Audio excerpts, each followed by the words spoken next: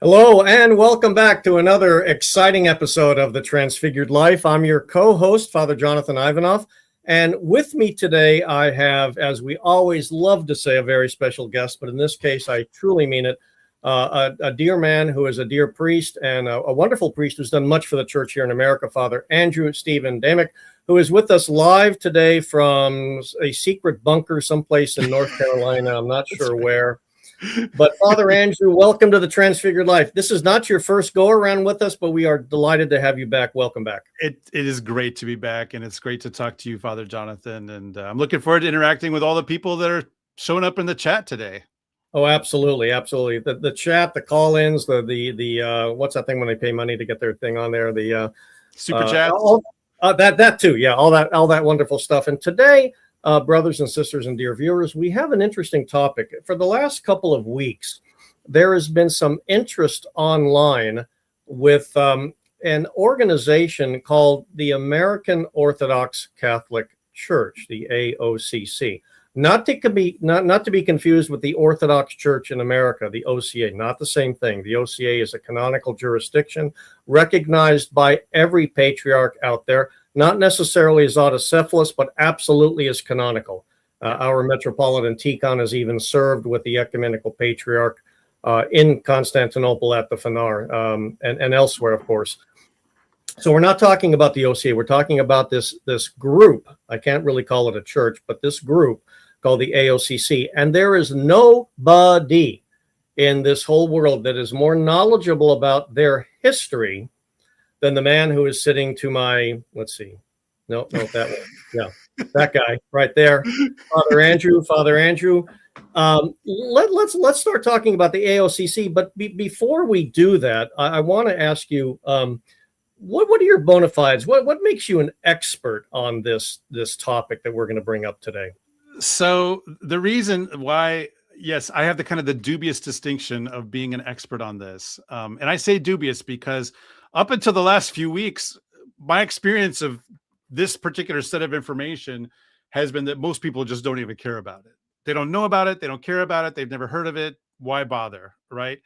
But when I was in seminary and looking for something to write my Master of Divinity thesis on, I had become really fascinated during my years in seminary with the history of Orthodox Christianity in America. I mean, Orthodox are very history oriented. We want to know who we are. History is where we go to figure out who we are. And Orthodoxy in America is still kind of figuring out who it is, what it is. We're still working on that. For better or for worse, it's just where we are. And so I became aware of a story that no one was telling as I read the various histories that had been written about Orthodox Christianity in America.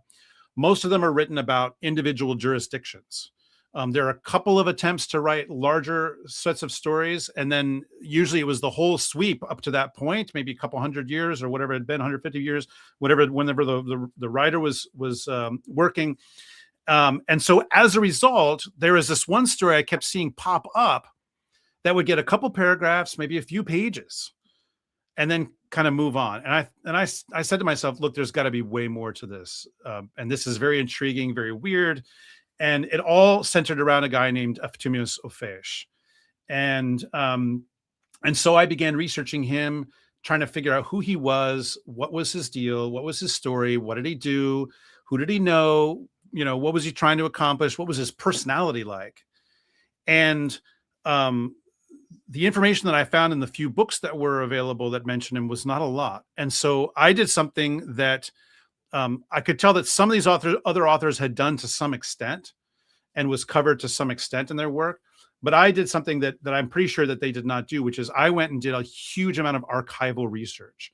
So I went down in the basement of what was then the OCA headquarters on Long Island, where you are. They've since moved, of course. I also went to Boston and went to, unfortunately, a schismatic group, Holy Transfiguration Monastery, and got access to some of their archives as well, because one of the men who had worked closely with Efthymios ended up as a monk at that monastery and had brought a bunch of his papers with him. And so I was able to take and that was a guy named Michael Gelsinger. And I was able to get to, have a look at that and make copies. And so I spent months sitting there and reading like letters from Efthymius Ofiesh to other people, or, things that he had written to them. And I read all the way through the kind of a wreck of a biography that exists about him. And I got a very strong sense, not just of this man's story, but I really think that I have a feeling for the man himself, like his personality, not just what other people said about him, but in his own words, the way that he dealt with people, what really made him tick. And I found that on a certain level, I sort of liked the guy, but also kind of didn't like the guy. And I had people ask me, like, why are you writing about him? They might know one or two things about him, which are not great. Why are you writing about him? What do you admire him or whatever? And I said, look, I don't admire him. He's just at the center of this very interesting story at where Orthodoxy in America takes its shape that it has now.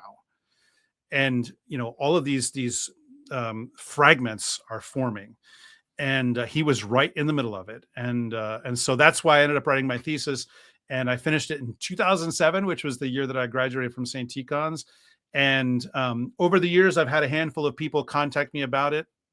And one of my friends has always joked with me, like, look, you're this expert in this thing no one cares about, which is, is fine. And we all have our hobbies, And then, so let me understand something here. You mean we can't click on that font of all wisdom and knowledge known as Wikipedia or Facebook and simply find this stuff? Why is this stuff all? Well, what we can find, in other words, a lot of this information that comes together from a lot of sources in your thesis.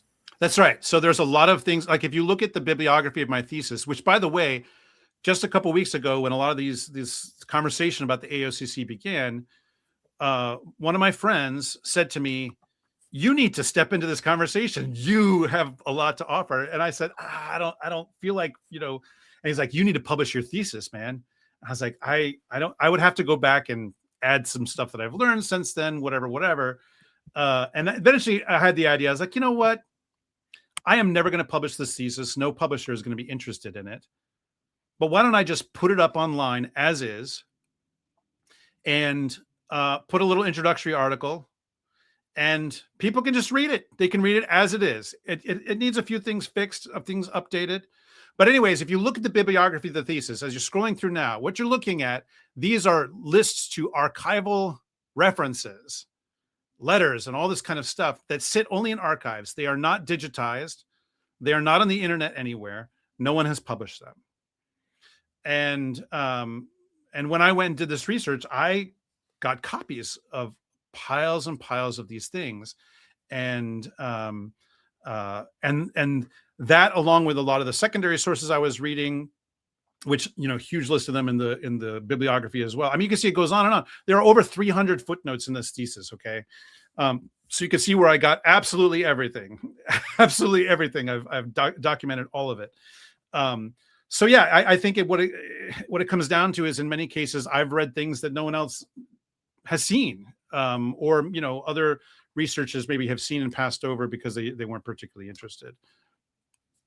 So there's why do you think it is that these episcopus vagans, these vagante bishops, why do they exist in the first place? If you want to become Orthodox, why not just become Orthodox? Why are these guys out there? And what do you think their purpose is? What do you think their attraction is?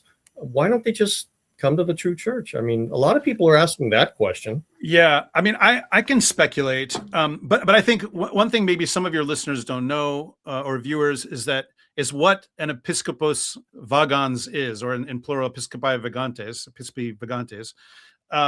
So it literally means wandering bishop or wandering bishops. And this term, of course, is Latin, and it comes out of Latin theology. And it's this idea within the Roman Catholic Church that there can be sacraments that are what they call valid but illicit. So illicit meaning they don't have the approval of the Roman Pope, right? But they regard them as valid. In other words, that the sacraments are real, even though they are sort of illegal from the point of view of Rome. And so because they have this theological category, that means that even ordination can exist outside of the authority of the Roman Catholic Pope, right? And in fact, this is the term that they use to refer to the Orthodox, is that we are valid but illicit, right? So with that theology, that means that you could have a bishop that exists that broke from the Roman Catholic Church and that consecrated another bishop, who then consecrated another bishop, and on and on. And as long as certain requirements are met in each generation of this, Roman Catholicism would regard them as valid, even though illicit, right? So that's what the origin of this is, and that's what the phenomenon is. Orthodox Christians, we don't have this category. There is no valid but illicit for us. You're either part of the church and ministering within the church, or you're not. So for us, when someone's broken from the church, and especially when there's no longer maintenance of the Orthodox faith, and there's no clear sense of wanting to continue a relationship with the church, they've kind of gone off on their own, we do not regard them as Orthodox. They're non-Orthodox, and in some cases non-Christians, right? So why would someone want to remain in that category and not become part of the church, the actual Orthodox Church? So here's where I'll have to speculate a little bit, but I can talk, for instance, about some of the people that were connected with Efthymios Ofiesh. It's a very, very long story. Maybe I should tell a short version of his story. Let's talk about Ofiesh first, because he's sort of at the center of the story. We're not going to, dear viewers, we're not going to take hours talking about it, because that's what we could take. But here's the sort of the summary, and then you can read the thesis. If you want the whole thing, you can read. It is now online for free. I only sent it privately to people. Now it's online for free. And by the way, excuse me, Father, we are going to link to the thesis in the comments at the end of the of this episode, so you'll be able to click on it if you instead of scrolling through trying to find it. We'll make that possible. Yeah. Okay. So Efthymios Ofiesh was a Lebanese man who he was born in 1880 in Lebanon. And of course, this is the Ottoman Empire at the time. That puts him, if you want to just line him up in history, that puts him 20 years younger than St. Raphael of Brooklyn. Okay. Who was also born in Lebanon, although to parents from Damascus.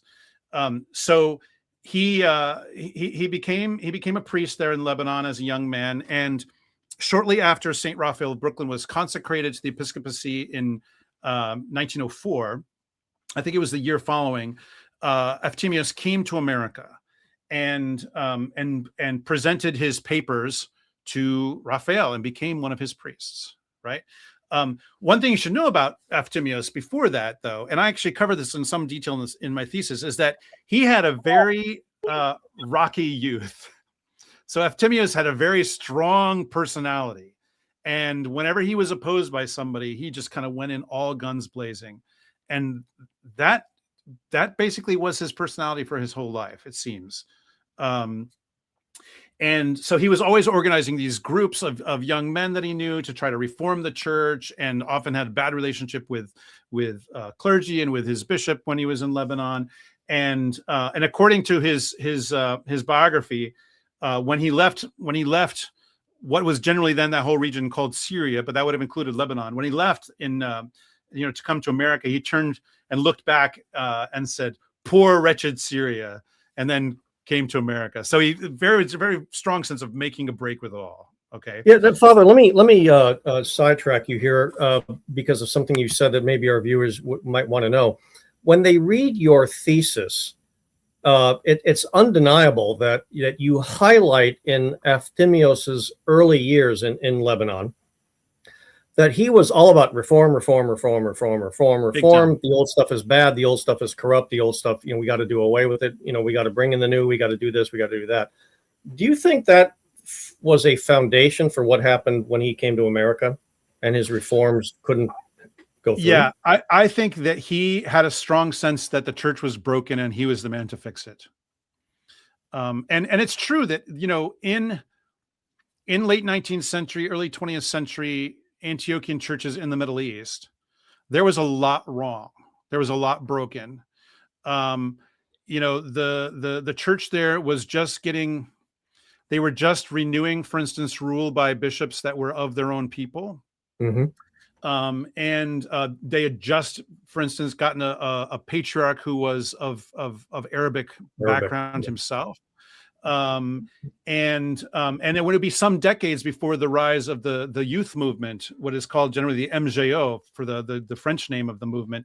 It would be decades before the rise of the MJO in the Middle East, which saw this huge revival and revitalization of church life and the revitalization of monasticism and so forth.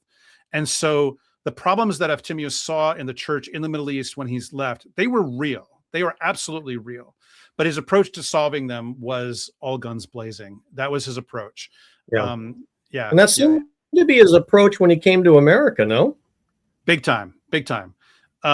So he served as a priest under Raphael. And now a lot of this stuff doesn't really come out until he eventually becomes a bishop himself.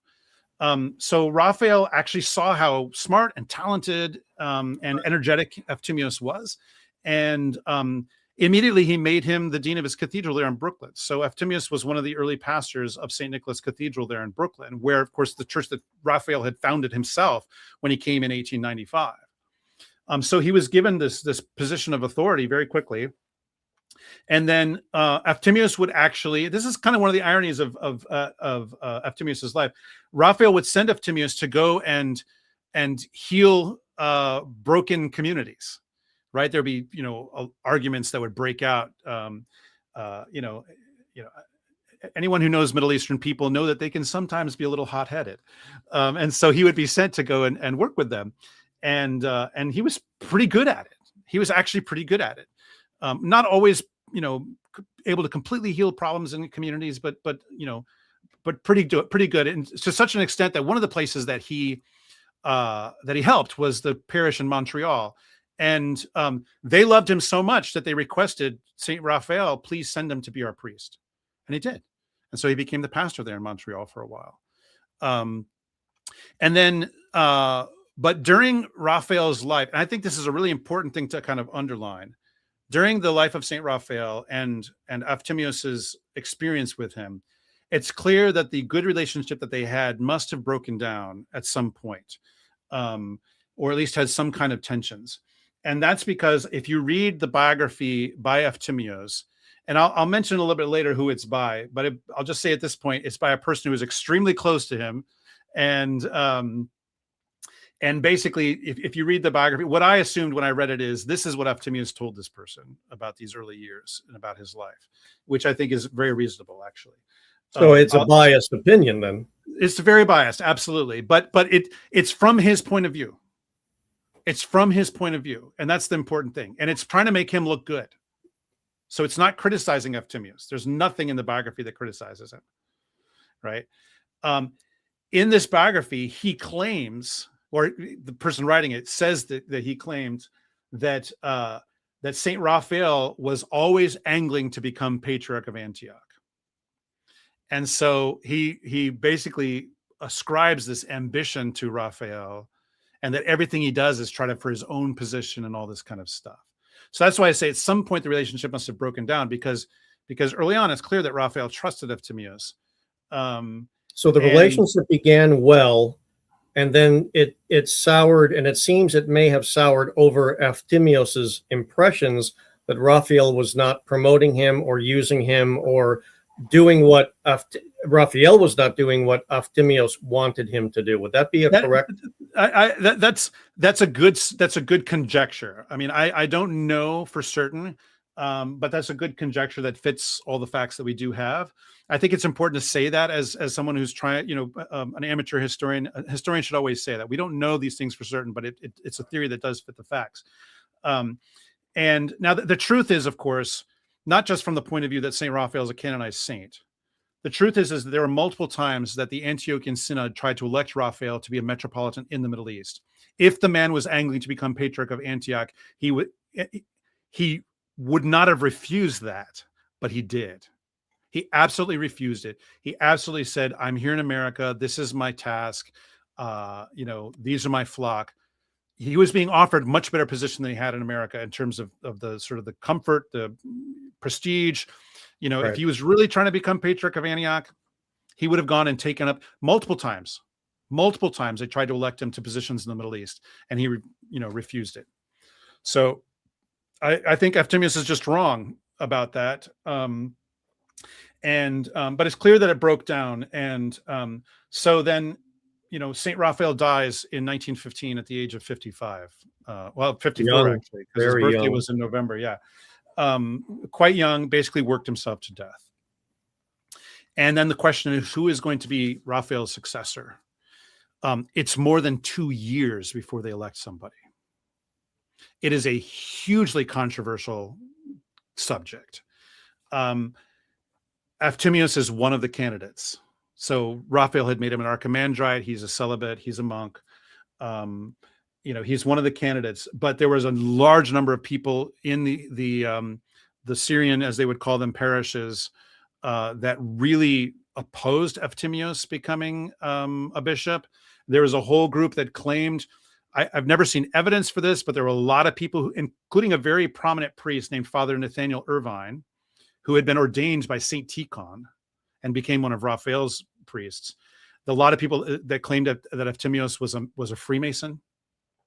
At one point, Father, is there any evidence whatsoever that he was a Freemason? I've never seen any evidence that he was, but a lot of people said that about him. And he utterly denounced and renounced the Freemasons at one point, basically, saying, I'm not, never have been, never will be, whatever. But Irvine's comment on that. Now, Irvine was kind of a cranky old man himself, and was the ghostwriter for St. Raphael on certain things, interestingly. If you know Irvine's writing, there's certain things that have Raphael's name on them, and you could tell that Irvine must have written them. Like his famous decree against the Episcopalians was written by Irvine for sure. Absolutely. But yeah, Irvine basically said, once a Mason, always a Mason. That's what he said. And that writing against the Episcopalians caused a problem. Can you tell us about that with another bishop? Yeah. So the Episcopalians, the relationship between the Episcopalians and the Orthodox in the early 20th century was complicated. At that time, the Church of England, the Episcopalians, the American branch of the Anglicans, they were trying to get recognition as a valid church, recognition of their holy orders by the Orthodox. And this is something they were going around doing with other groups too, not just the Orthodox at the time. So they were trying to get recognized, their legitimacy recognized. And so there was these endless, diplomatic relationship between them and the Orthodox. And one of the things that they did, and this is true, is that especially after the Bolshevik Revolution crashed the funding for the Russian Archdiocese in America, the Episcopalians stepped up to the plate and gave them a lot of money. And one of the ways that we know this, we know it's true because everybody on both sides of the relationship says it's true. They say they're giving money. The Russians are saying we're receiving money. So it absolutely happened. But also we know that Orthodox bishops, especially Russian ones, would go to Episcopal conventions and stuff. And so there's all these photographs of these Orthodox bishops showing up at these conventions and attending. Now, this was not crazy. And for the time, St. Tikhon had maintained a close relationship with the Episcopal Bishop Grafton. And in fact, Grafton had been Irvine. So Irvine had been a priest under Grafton. And when he left the Episcopal Church and became Orthodox, the fact that Tikhon ordained Irvine really made Grafton unhappy because he's like, I thought that you were going to recognize our orders. And Tikhon's response was kind of, I never said that. Thank you for all the money, by the way. I don't know that he funded Tikhon because Tikhon, of course, was still getting funding from St. Petersburg. Russia, though, yeah. But yes, the truth is that Orthodoxy in America would probably be in much worse shape than it is now if there had not been this funding from the Episcopal Church in the early 20th century. It's just a fact of history. But what that meant is that there was this relationship of dependency. And so, when Orthodox made, wrote things against the Episcopal Church, it risked this relationship. So that's just the reality. So in Raphael's time, they weren't really getting that funding, but of course, Raphael dies, and then within a couple of years, the Russian Empire implodes, right? And the Soviet Union is born, and the Episcopalians come to the rescue. That's just a fact of history. And so then what happens is that Efthymios eventually does become elected as St. Raphael's successor, and he's consecrated in 1917. And he's given the care for that Syrian diocese that under the Russian archdiocese that had this kind of weird ambiguous relationship with Antioch at the same time. And he got those parishes. As things began to fall apart, Efthymios realized that, and this is one of the things we have to all give him credit for. Efthymios had this vision for an autocephalous, united American Orthodox Church. He had this vision for it. And he said, look, things are breaking up. The Orthodox are at each other's throats. The only hope for us, the only future for us, is if we basically break canonical ties, or at least break ties of authority with the old world. If we don't hang together, we'll all hang separately, that kind of thing, which is a very kind of American thing to do, which is interesting because he was an immigrant. From the Ottoman Empire. And so here now begins the beginning of the story that's the most relevant, I think, to our topic, which is that in the early and mid-20s, Efthymios starts putting together a plan for this idea. And he goes to Metropolitan Platon, who is the head of the Russian Archdiocese at the time, who in 1924 had led the Russian Archdiocese, had declared temporary self-government, right? And they were then being called the Metropolia. So this is sort of the proto-OCA, almost 50 years before you get an OCA as such. And he goes to him and basically says, we need to have an autocephalous American Orthodox Church. And I want to do it. And Platon and his whole synod in America, they sign a document in 1927, in February of 1927, making this come into being. Now, let me stop you for a moment, because I think there's a question that has to be asked now that may factor into the historical development that we're talking about. Up until then, the Russian Archdiocese was in Russian, the Syrian and Arabic, blah, blah, blah. The creation of this entity, or one of the purposes for creating, as I remember reading in your thesis, was that it would be in English. Is that correct? That was one of the big emphases. Now, there had been a lot of English being used. St. Raphael, thanks be to God. I think we should all give thanks for him for so many reasons. But he strongly emphasized the use of English, even though almost his entire flock were Arabic-speaking immigrants. He strongly emphasized English. He said something that's been being said for over 100 years, which is your children, your grandchildren are not going to speak your language, right? That's still true today, by the way. Absolutely still true. And so he emphasized English. St. Tikhon, of course, Father Tom Soroka is mentioning Isabel Hapgood. I've been to her grave in Worcester, Massachusetts, actually. Isabel Hapgood, who was famously not an Orthodox Christian. She was an Episcopalian who was kind of interested in Orthodoxy. She thought it was neat. She did translations from Church Slavonic. The first English translations of whole, almost the whole of the kind of the spine of Orthodox worship into English. And they were started to be used to some extent in the Russian parishes, but not so much. The group that really took hold of them and said, yes, yes, yes, was Raphael's diocese. Right. And this is actually why, as a kind of nerdy side note, if you look closely at the liturgical texts that the OCA uses, which were based on Hapgood, and you look closely at the liturgical texts that the Antioch Archdiocese uses, they were also based on Hapgood originally. Now, over the years, they've been revised and edited, but there's still a huge amount of the exact text in common. And it comes from this period. It comes from this period where St. Tikhon is living and St. Raphael is his vicar over the Syrian parishes. Fun fact, Isabel Hapgood is actually celebrated as a saint by the Episcopal Church. She has a feast on their calendar. Yep. Which is, I know that. Maybe you didn't hear about that. I never knew that. Yeah. Now, I don't know that Father Thomas Hopko at seminary used to call her, as Father Tom Soroka has mentioned here, he used to jokingly call her our mother among the saints, Saint Isabel Hapgood. And said, for what she did and the good it brought to the church, things like that. It was a joke, but we all got it. She's another Episcopalian that we owe something to. I mean, what can I say? Again, this is just a fact of history. Now, by the way, with the Episcopal Church back then, wasn't there a concern amongst the Orthodox at the time that the Episcopalians were trying to encourage Orthodox to come over to the Episcopal Church? Yes. In fact, at one point, when this relationship was at its closest, the Episcopal Church in the US said, we are the Orthodox Church of Right. America. And the other Orthodox churches that are here are basically here as our guests.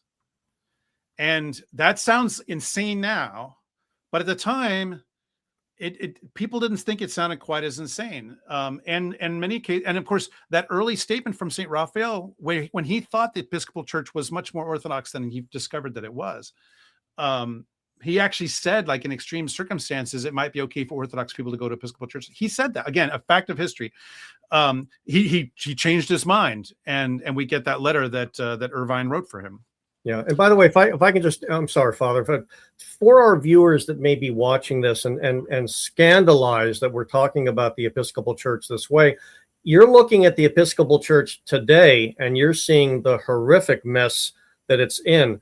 But 20 years ago, that was not the Episcopal Church back then. Very different. Very different. They did not have women's ordination. They had not, basically sold the farm on sexual morality. Yeah. I mean, it was just a very, very different in those days. Very, very different, right. Which made that relationship much more plausible at the time.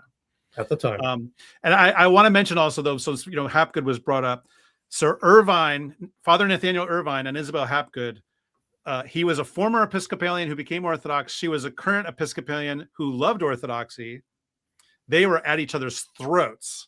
And were publishing stuff in the newspapers back and forth against each other. And the big thing that they were arguing about is, what is the future of Orthodoxy in America? That was the thing they were arguing. Irvine said, we need to build parishes and we need to have English-speaking parishes. And Hapgood, her deal was, no, don't emphasize parishes. What you need is touring choirs singing traditional Slavonic music so the people can be into this in the way that I am. Wow. That was the argument. For her, Orthodoxy was a kind of hobby. She was an Orientalist, effectively. Yeah. So again, we owe something to Irvine. I mean, cranky old man that he was, we owe something to Irvine. He's one of these original visionaries, one of the early converts to Orthodoxy in America, who said, we need to do this in English. And he's, in some sense, kind of the great-grandfather of English-speaking Orthodoxy in America.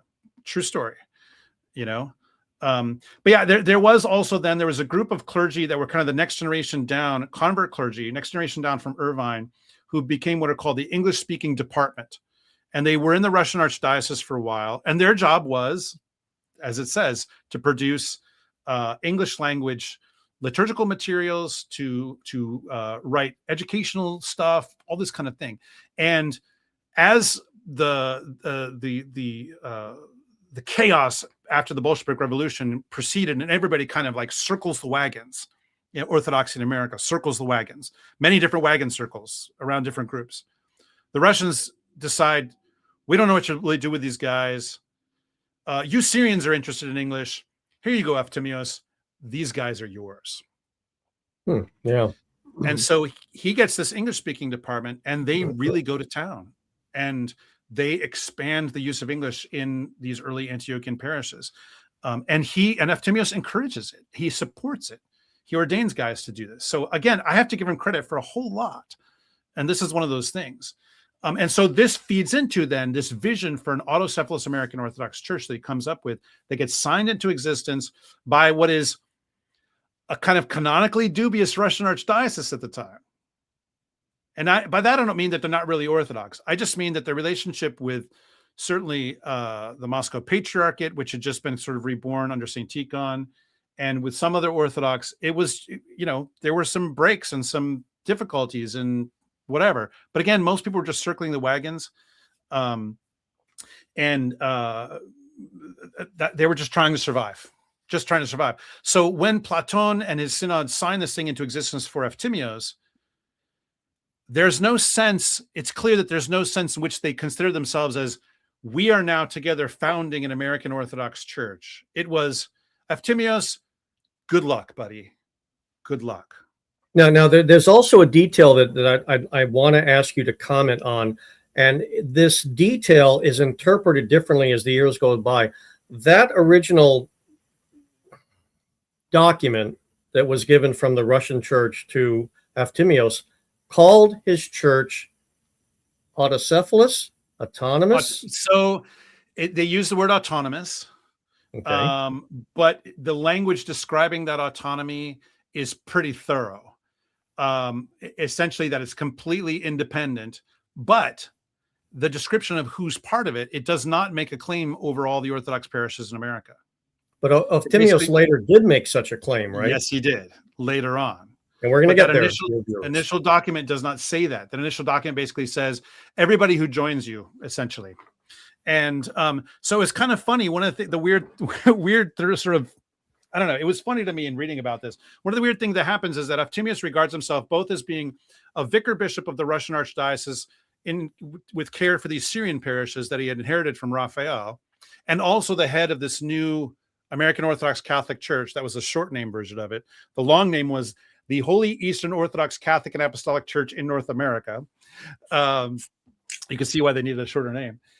So he was the head of both things at the same time. And so if a parish from the Syrian diocese wanted to join his new jurisdiction, they had to ask a release from their bishop and get permission to join from their new bishop, who in both cases was Efthymios Ofiesh.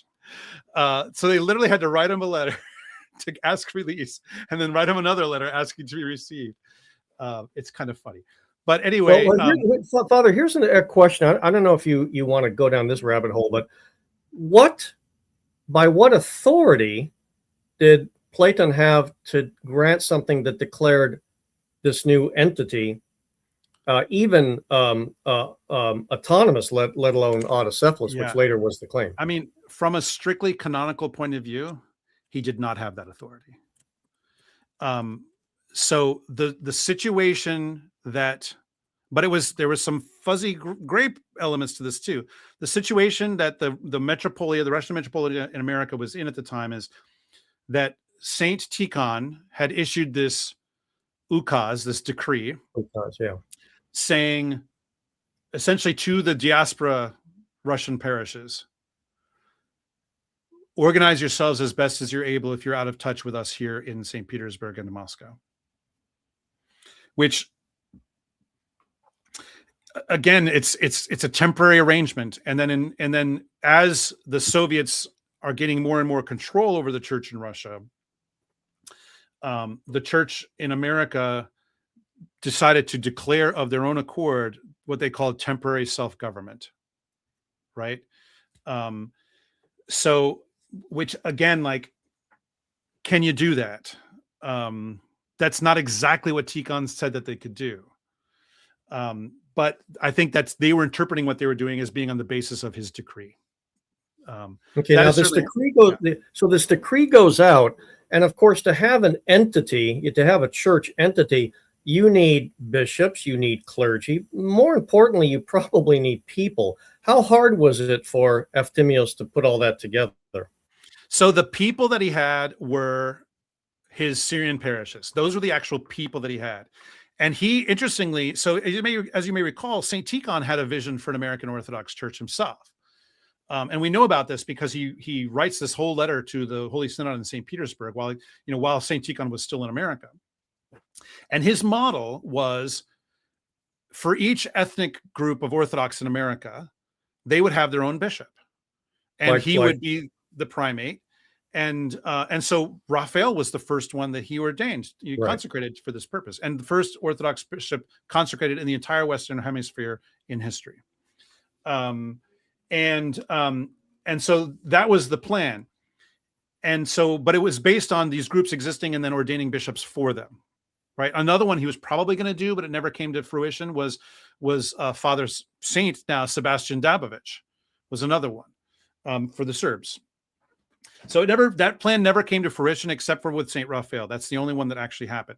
So Efthymios basically had a similar model, but his idea was, rather than having these groups and then giving them bishops, he didn't have any groups other than the Syrians. So he flipped it around. He said, well, I'm going to ordain bishops and they can kind of go get parishioners. So in some cases, bishops were being consecrated who had maybe one parish or none. And this kind of sets the stage for some of the history that happens later. The first bishop that is actually approved by Platon and his synod, the first man is approved by them to be consecrated by Efthymios, was a widowed priest named Father Leonid Turkevich. So he had, his wife had died. She was, I think, only in her 50s or whatever.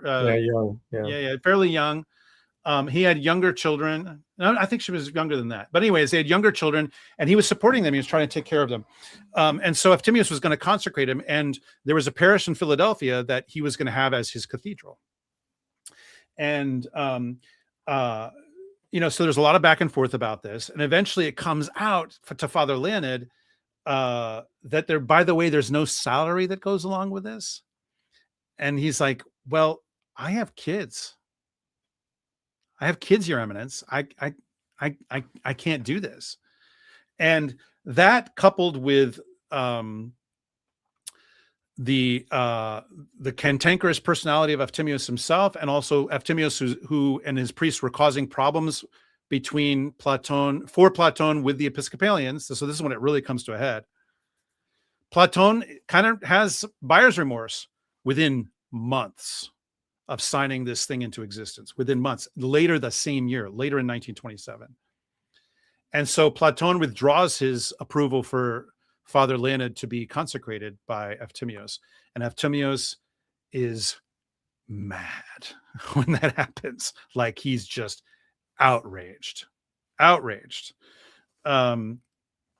And, he writes Platon this letter, like just going off on him.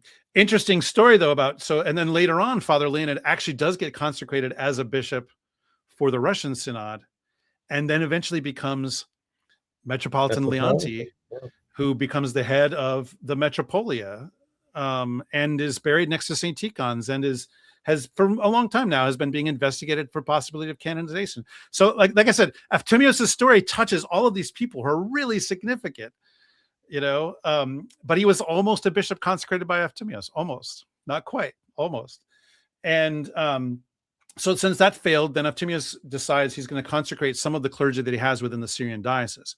So one of the clergy that he consecrates, it was St. Raphael's archdeacon, Father Emmanuel Abuhatab. So he becomes a bishop under Raphael and is taking care of some of the Syrian parishes. And then later on, he consecrates another Syrian guy named Sophronius Pshara, who he sends out to Los Angeles. So he's got these other Syrian bishops. Still, most of the people he actually has are the Syrians. He can't seem to really attract, very, very parishioners from other groups.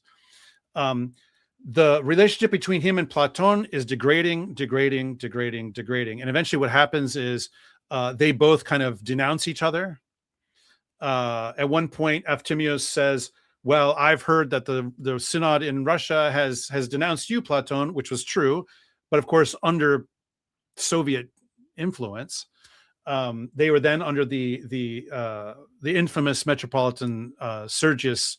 I'm not going to try to pronounce his last name. No, I can't even pronounce it. Yeah, exactly. The one who was really, he's really the collaborationist Metropolitan. Like, he's the one. Sergianism is named after this guy, right? But yeah, he was the one who led the synod in denouncing Platon. And so Efthymius is like, look, Platon's been denounced by the Russian synod. That makes me the head, because I'm the most senior vicar bishop in the Russian archdiocese. That makes me the head of the Russian churches in America. And meanwhile, the other Russian bishops are like, what? We don't think so, buddy. And it just utterly has broken out. At this point, no one has said to the other group, you're not Orthodox. But there's definitely a whole lot of, we don't have anything to do with you going on. Right. And so now, Father, I have to stop and ask you a question, because during this time, when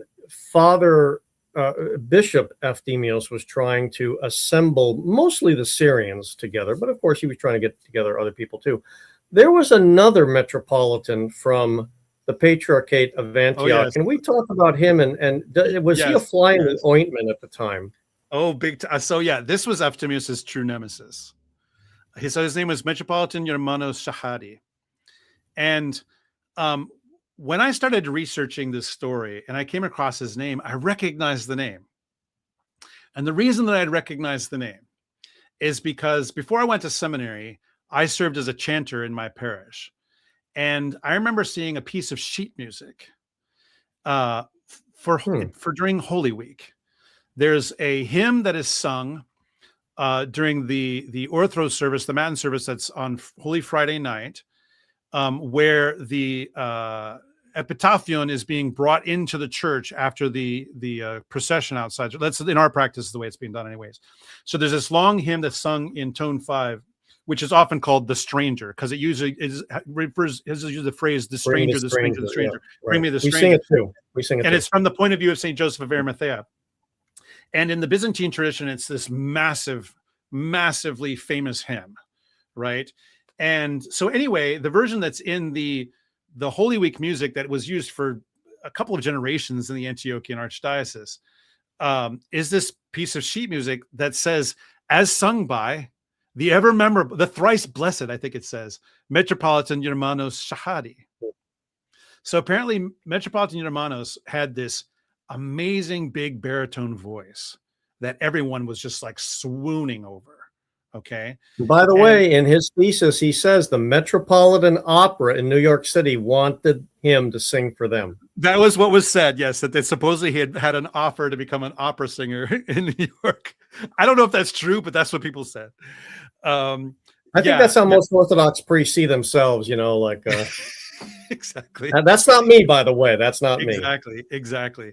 So he was from Zahli in Lebanon, and he came to the United States while Raphael was still living.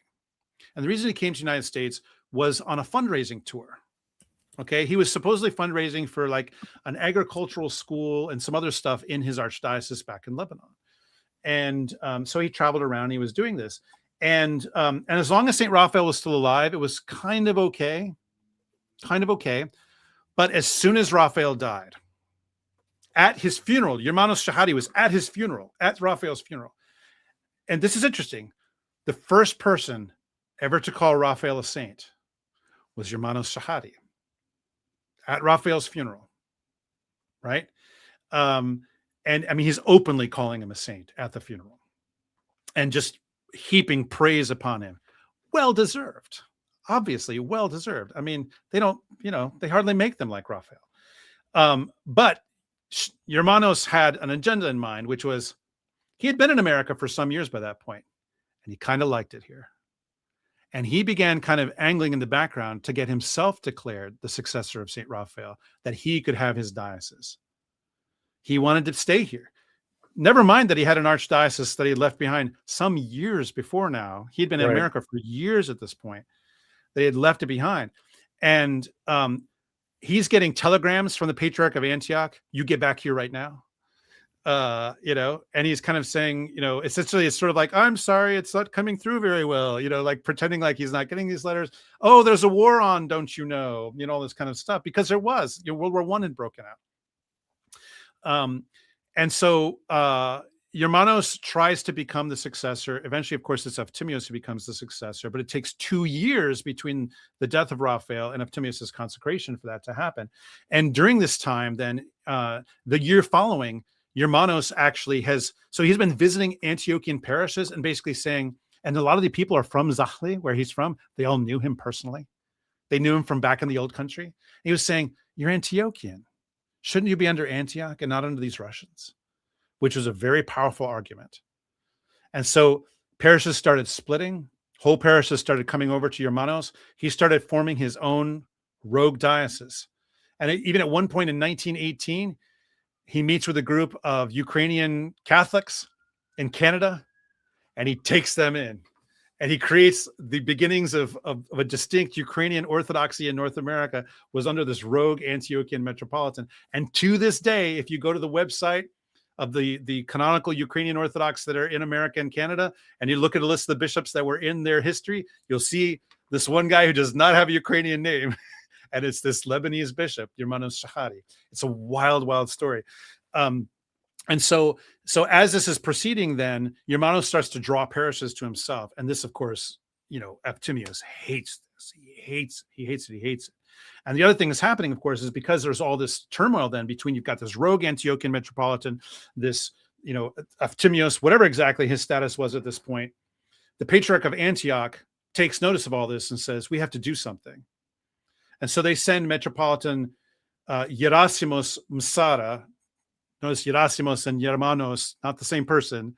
Gerasimos Masada, they send him over with a couple of younger clergymen, an archimandrite named Victor Abu Asali and an archdeacon named Anthony Bashir. And they come to America to attend, you guessed it, an Episcopal convention. And while they're here, Gerasimos, along with another bishop, consecrate Victor Abu Asali as the first official Antiochian metropolitan of North America in 1924. And so at this point, then there are actually 3 Antiochian factions that exist at that point. And so now Efthymios has, on the one hand, he's got this official Antiochian bishop, and on the other hand, he's got this rogue Antiochian bishop, and they're both, a pain in the neck for him. And that's just kind of increasing his stress. It's clear when you read his letters and stuff that this is a man who's very stressed out by his situation, which, I mean, who could blame him? He thought that he was the canonical bishop for Syrians in America, right? But yeah, it's falling apart, it's fracturing. And this, all of this is part of his episcopal career. There's no point in his episcopal career from when he's consecrated in 1917 to the end of his career as a bishop, where it's not, where there's not conflict, where there's not problems. And, now, Father, I want to pause for a moment and just address something to people who may be watching this and are scandalized by this parish being taken by that bishop and this parish going to that bishop and voting to leave this bishop and going to that bishop.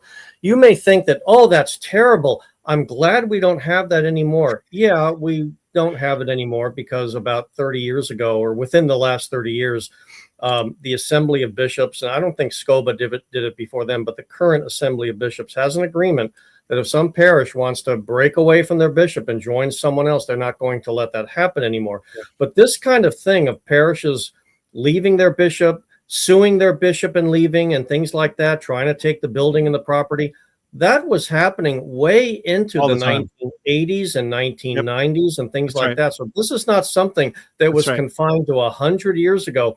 And some of us, like Father Tom Soroka, who's on this chat right now, and myself and others, we are living witnesses to that period of time. It was ugly then. It was ugly 100 years ago when it was taking place, but it did take place. Probably another reason why we do need, to the vision of St. Patriarch Tikhon and even Efthymios Ofiesh, that we need a unified church in this country. Absolutely. But I mean, I think, one of the good things, right, to take away from this crazy period of history, which, a lot of this shuffling back and forth of parishes and clergy and whatever, it keeps going on for decades after this piece of the story. One of the pieces of good news is it's so much better than it was for almost the entire 20th century.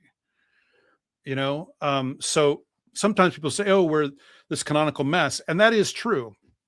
But we are this is truth. We are much more unified than we have ever been. And again, to our viewers, if you look over the last 50 years, the Antiochians had a split that has been healed. The Serbs had a split that's been healed. There were, after the fall of communism, there were breakaway groups within the Bulgarian church and here and there. That has been healed. So Father Andrew is right. It may not be ideal. It may not be perfect, but it is a hell of a lot better than it was before. Way better. Absolutely. And another thing that's interesting to point out at this point. So when Efthymios first started his project, he actually had a periodical in English. It was actually the first English language Orthodox periodical.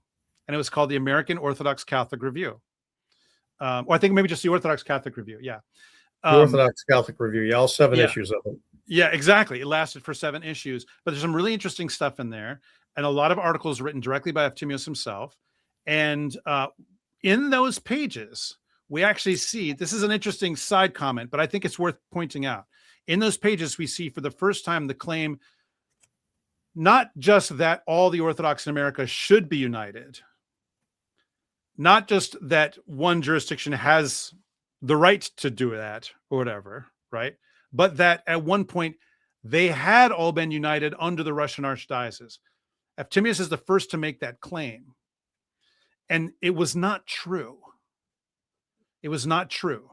And the reason we know it's not true, there's multiple, if you want to read the extremely large set of evidence for this, look up a paper called The Myth of Past Unity by Matthew Namy. When Matthew gave that paper at St. Vlad's Seminary, now I think almost 20 years ago now, almost that long ago. It was controversial, to say the least. It was extremely controversial, but he just laid out a huge amount of evidence showing, for instance, that the Russian Archdiocese acknowledged the existence of Greek parishes that they did not have control over, and all kinds of stuff like this. And so that myth, which persisted for many decades in certain circles of Orthodoxy in America, and still gets repeated sometimes, although not as nearly as much as it used to, that was started by Efthymios Ofiesh. So again, it's another sort of Easter egg within our American Orthodox consciousness that connects back to him, that a lot of people have no idea what the origin of it is. But he's the one. And the reason that he made that claim is that he was trying to say that all the Orthodox in America should belong to him, and he was the rightful successor of the Russian Archdiocese, and so forth. So he had a very vested. Did he not even at one time say that Platon and the whole Russian Archdiocese were not legitimate or canonical or something like that at one point? There's a huge irony, because where did he get his legitimacy from? From them. Yeah. From them. You know, everybody in the story is kind of on the edge of canonicity. It's just the reality of that period. Now, Father Andrew, as we finish 1 hour and approach a new one, I want to ask you about an event that took place in 1933. Didn't take place in Wilkes-Barre, but it started in Wilkes-Barre and was literally consummated in Buffalo or someplace up there. Niagara Falls. Father Archbishop Efthymios, who at this point in time, by 1933, was in his 50s. Yep. Had experienced a great deal, dear viewers, of disappointment and maybe even betrayal and so many other false expectations, kind of the whole thing collapsing underneath him. Went to visit a parish in Wilkes-Barre, Pennsylvania, and a lot of things at that point really changed. Father, this is the one piece of the story that if someone knows anything about Efthymios Ofiesh, this is the bit that they know about. So in late 1932, there was a dispute related to the pastor of the parish in Wilkes-Barre. And so this is St. Mary's Church there in Wilkes-Barre, which was founded by St. Raphael, actually, one of his many parishes, 30 parishes St. Raphael founded. There was a dispute over the pastor, and there was a faction of the parish that wanted him to be replaced. And there's another faction that said, no, we love our priest, you know. And so Efthymios goes there to mediate, to take care of it. And you know, he's spending the weekend with them. He's celebrating the services. He's preaching. He's giving talks. And at one point, he's addressing the youth of the parish, which in those days, youth group was not the teenagers. It was the 20-somethings, okay?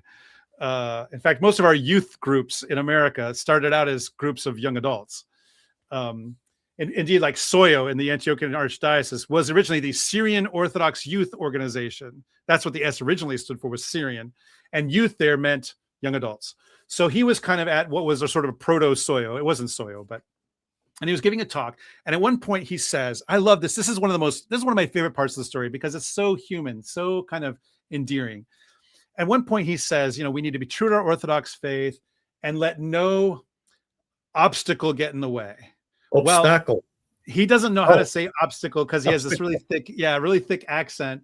He says obstacle, which if you know people, you know, who have, as they say, FOB accents, fresh off the boat from the Middle East, that's how they would pronounce the word obstacle, you know. And so when he was done giving this speech, there's this young woman. She was maybe 20 years old at the time, named Miriam Namy. No relationship to our friend Matthew Namy. It's a common Lebanese name, and Syrian.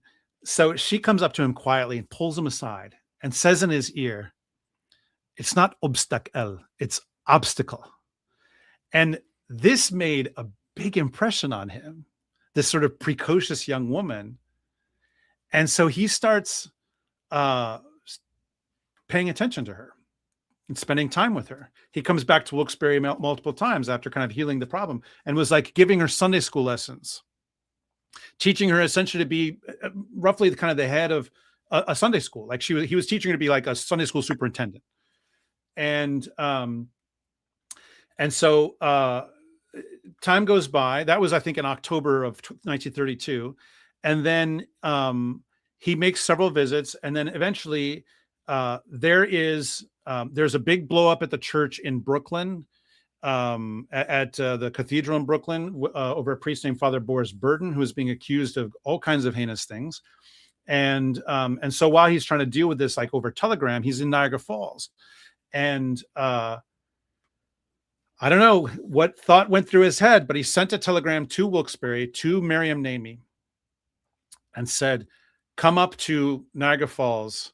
I need to have a conversation with you. And this was on April 18th, 1933. And right after Pascha. Right after Pascha. He had celebrated services there in Niagara Falls. He had been there for, I think, for some weeks.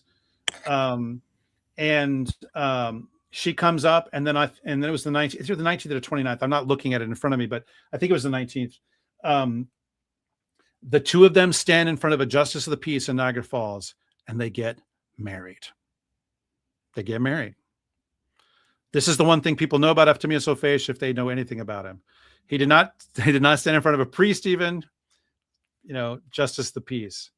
Shortly before that, he wrote something talking about that people would hear something of, they're going to hear about something of earth-shattering historical significance. So he planned it, and so then later on when this happened, of course, lots of newspapers issue articles about this. And actually it used to be, I don't know if this is still the case, if you go to the parish hall in Wilkes-Barre, they used to have on the wall, they had laminated printouts of these articles from 1933 covering what had happened. Wow. And this is one of the places that I saw. I was like, wait, Efthymios was here? He's connected to this place? This is crazy. And that's when I found out, like, oh, he's actually buried just down the street along with his wife. Across the street from the Orthodox cemetery. Across the street from the Orthodox cemetery. It's very poignant. Very, very poignant. We'll get to that. Her dad, Elias Namey, blew his stack. I want nothing to do with him. I don't want her to ever talk to me again. People said, yeah, for years, Efthymios has said he's going to get married. So maybe it was in his mind for a long time. That's what people said after the fact. And immediately he starts getting denounced by his clergy. Not all of them. A lot of the people are just, their minds are blown because bishops don't do this. He's 30 years older than she is. She was born in 1910. He was born in 1880. They're both, she's in her early 20s. He's in his early 50s by this point. And it falls apart. His episcopacy just completely crashes at this point. The remaining bishops he has, so he's meanwhile consecrated Ignatius Nichols. We'll talk about him. So just make a note of that. Also a Ukrainian guy named Joseph Zhuk. And their job was to go out and get parishioners. Joseph was supposed to go get Ukrainians, and Ignatius was supposed to go get Americans. And he was supposed to have Western Rite parishes. That's what his mission was. They had both been consecrated late 1932. So they were fresh bishops. He still had Sophronius Bishara. He still had at his side Emmanuel Abu Hatab. Meanwhile, as things were kind of really getting bad before the wedding, he had basically asked for release to go back to Platon, which really made Efthymios mad. But he released him. And so when Efthymios got married, Ignatius and Joseph meet together. They hold a synod meeting, the two of them, and basically say, congratulations on your wedding, your eminence, and also on your retirement. Yeah. Within months, Ignatius Nichols himself gets married to a woman named Emily Cashman. If you can do it, I can do it, yeah. Exactly. All of the income that Efthymios had from parishes just evaporates. So he has no support. He tries to get a job. So they end up living near Wilkes-Barre in a town called Kingston, although initially they lived with his brother, Father Nicholas Ofiesh, out in New Kensington, Pennsylvania, which is near Pittsburgh. And but they settle in Kingston, which is right near Wilkes-Barre, and he can't get a job. He even tries to apply to the city of Wilkes-Barre to get a job like cleaning the streets as a street sweeper, and they won't hire him. And the reason they won't hire him is they said this is not appropriate for a bishop to do. And so he can't get a job. He's in poverty. And Miriam, meanwhile, who had been supporting her family, she gets a job as a secretary and some other kinds of things, and she supports them. And they live in poverty. And she's pregnant by now, right? They got a son. Yes, she got pregnant while they were up in Niagara Falls. So they lived there for I think for a few months right after the wedding. Got pregnant real fast. They have one son. His name was Paul. And there were a couple of times in the years that followed where some Antiochian parishes tried to bring in Efthymios to mediate disputes. But before he could even arrive there, basically there was almost a riot. One I think was in Niagara Falls. Another one was in Allentown, Pennsylvania, my former backyard. And he continued to dress as a bishop and to be addressed as a bishop. But as far as I can tell, he never acted as a bishop or even went to church after this point. Now, that's a point I think, Father, I'm going to ask you to stop and talk about briefly. To our viewers, some people not knowing much more about Orthodoxy or this kind of thing would say, well, your priests can be married. Hey, it sounds like a great idea. Bishop isn't lonely. He's got a wife. That sounds like a great idea too. That's not what our church teaches. And right. What happens to a man who's a bishop, or even if he's a priest and he's single, celibate, what happens to them if they then get married? So they're basically deposed from their priesthood or their episcopacy. We do not have, like the Roman Catholic Church has, automatic depositions or excommunications. An actual decision has to be made. But nonetheless, at the time, Efthymios claimed this is a man-made rule, and it was just an agreement that existed within the church. It's not an official rule of the church. He actually said this is not an official rule of the church. That is not true. It is in ecumenical canons, not only that a clergyman may not marry after ordination, but also that bishops may not be married at all. And that a married man can become a bishop canonically if he's already a married priest, married first and then deacon, then priest. And then he could be consecrated as a bishop, but his wife, he can no longer live with his wife as his wife. They can't live together. They can't live together as man and wife, do. Some people say she has to become a nun. That is not actually what the canons say. She does not have to become a nun, but that is what usually happens is if a married man is made a bishop, that she then joins a monastery. What it does say is that he has to make sure she's taken care of. He has to support her, but the canons absolutely do not permit marriage after ordination. They absolutely do not permit bishops to be married. Absolutely not. It's an ecumenical canon. Right. This is not just some regional council, right? This is from what's called the Council in Trullo or the Quinisex Council, which has ecumenical authority, recognition. Yeah. Absolutely. So he was wrong about that, and I don't know if he was just mistaken or was. I mean, he was not in a good state. So I don't know, but that's what he said, and he's absolutely was wrong about that. I mean, you can look those canons up yourself. Yeah, I mean, it's interesting. I was looking again recently, there's all kinds of interesting documents from Orthodox bishops and even saints that you can find in archives and stuff. And I ran across his draft card from the early 1940s. So in 1942, there was a draft that was put out that was called the Old Man Draft. And it was a draft that was put out in the United States during World War II, not for the purpose of drafting men into the military, but actually it was a kind of census. Like, how many able-bodied men do we still have? So we can think about how many young men we can send to the front lines. And so Efthymios had to fill out this form. He was in his 60s at this point, right? But he had to fill out a draft card, okay? Which sounds weird to us, but it was, like I said, it was called the Old Man's Draft is what the nickname was. There's a Wikipedia article, you can read about it. And so he filled this thing out. And in his occupation, now this is in 1942. So this is 9 years after his episcopacy basically falls to pieces. And also, I should say, by the way, that a Russian bishop had meanwhile been sent from Moscow to the United States with a decree saying that Efthymius had been deposed. Right? So if anybody had authority over him to make that decree, it would have been the Russian Synod in Russia, because that's where his legitimacy was ultimately derived from. He denounced it. He said that's bunk. Anyway, that happened. So he filled out his draft card and he says that he was a bishop of the Orthodox Church. And here's my favorite part. It asks you what's your location of your employment. And he wrote, on earth. I don't know. It's just this, to me, it's like this 80-something-year-old joke that I laugh every time I look at it. I was like, you know what? Even after all that, the guy has a sense of humor, even after all that. So yeah. The rest of his story. So Paul grows up, their son. He's not an Orthodox Christian. He becomes part of a congregational church, actually. He gets married himself. He has children. They have children. Paul died in 1993. He was just in his 50s.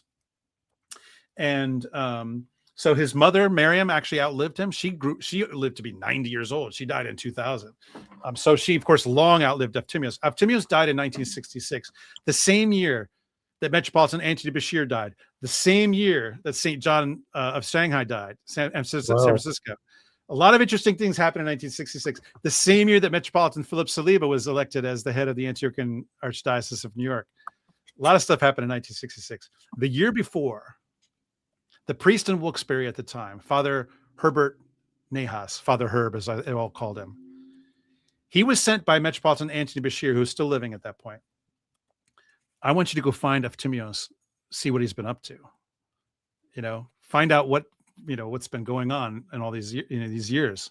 This has been 30 some years now since he got married.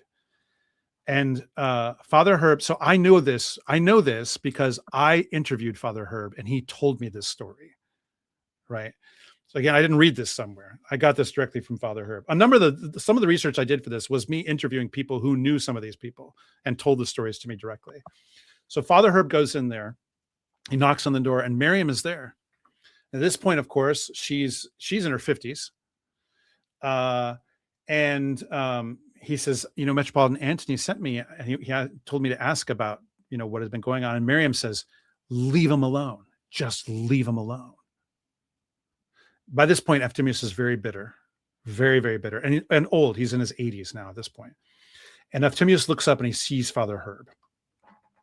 Now, Father Herb's father had been a priest ordained by Efthymius.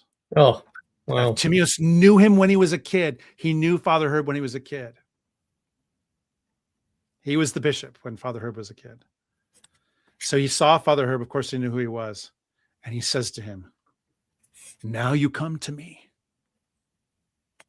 And he wouldn't talk to him. And that's it. And Father Herb left. And that's the last contact with the Orthodox Church that Efthymius had. And he died the next year in July. In fact, we're recording this on July 3rd. In 23 days is the 60th anniversary of the death of Efthymius Ofiesh. So it's coming up here at the end of this month. Wow.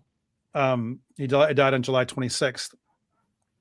And so yeah, I mean, Efthymius has living descendants. He has grandchildren. He has great-grandchildren. He might have great-great-grandchildren by now. I don't know. But I was able to find, just through looking around on the internet, his living grandchildren. So his grandchildren are mostly older Gen Xers. They're all born in the 1960s mostly.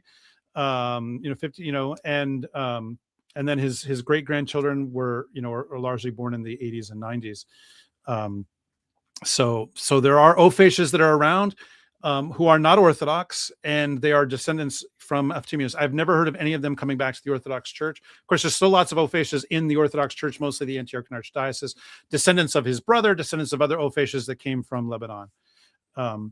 So yeah, that's basically Efthymius' story. But probably the part that's really interesting to a lot of our viewers and listeners is what happened to the other guys. The epilogue. Yeah, exactly. So there's essentially three men that are left in Efthymius' synod that he has, his own synod of the American Orthodox Catholic Church. You've got Joseph Zhuk, who dies in 1934. He got very sick, and some people say he was poisoned. Entirely possible. He had gathered a bunch of Ukrainians to his banner. He did it. He succeeded. When he died, his successor, Bishop Bogdan Shpilka, was actually consecrated by Archbishop Athenagoras Spirou of the Ecumenical Patriarchate, and led that Ukrainian group into the Ecumenical Patriarchate. And that becomes part of what is now the Ukrainian Orthodox Church of the USA. One part of it, not the only part, but one part. So Joseph Zhuk is part of their history and comes from the Efthymios group. But yeah, he dies fairly quickly. And then the next year, 1934, also that same year, so Metropolitan Urmanos Shahadi finally goes back to the Middle East after being in America for almost 20 years. 1914 to 1933, I think. He finally goes back to the Middle East, and the next year he dies. He might talk about overstaying your welcome, you know. Yeah, he definitely overstayed his welcome, big time. He meanwhile had been replaced because he just wouldn't come home. So that leaves two more. You got Sophronius Bishara now, the other one who was another Syrian bishop working closely with Efthymios. In my thesis, I write that he died in 1934. The reason that I wrote that is because the sources I was reading all said that. I later discovered that that was not true. He died in 1940s, meaning that there was about 6 years there.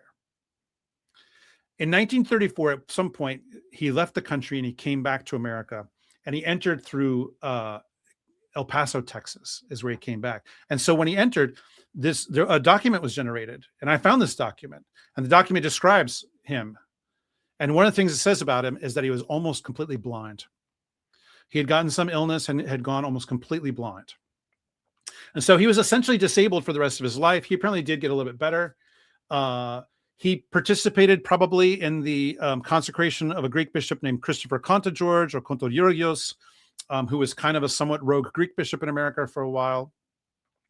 But he visited a few Antiochian parishes here and there, but essentially had no real flock. There are some who say that he did some consecrations in that time.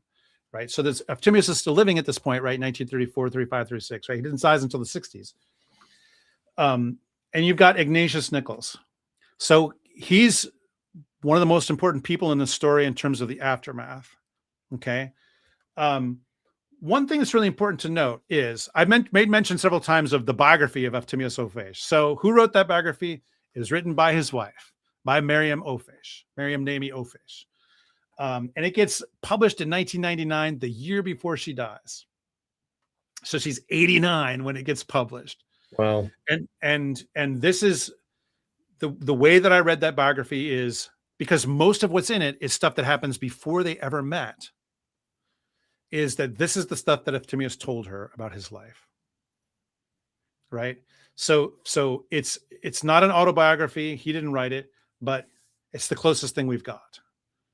So I treat it as a primary source. I don't always believe it because, again, like it slanders St. Raphael. I mean, I think it's really important to note if you decide that you are Team Efthymios,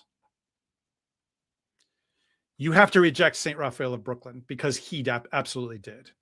He denounced St. Raphael.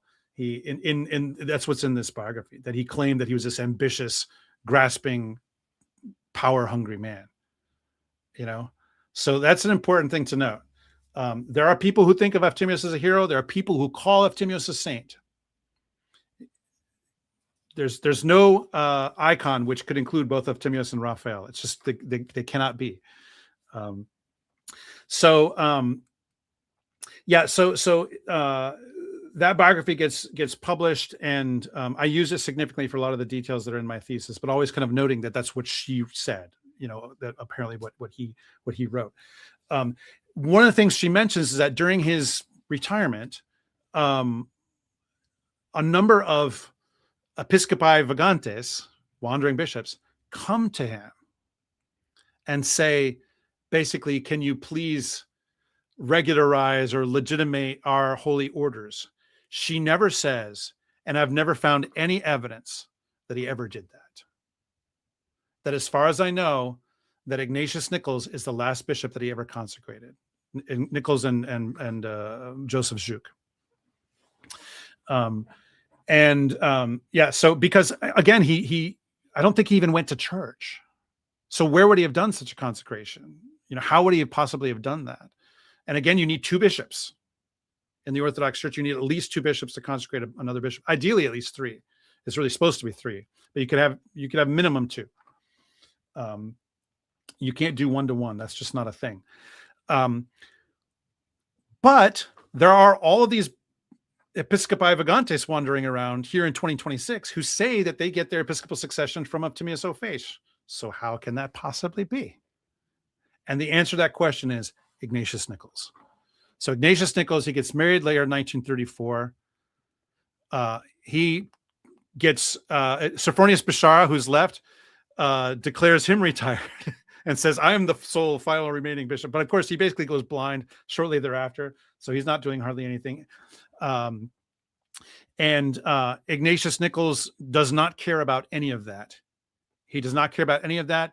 It's clear that he does not want a relationship with the Orthodox Church. He's not interested in a relationship with the Orthodox Church. He's got what he came for, which is apostolic succession from the Orthodox Church, which, by the way, he added that to his collection.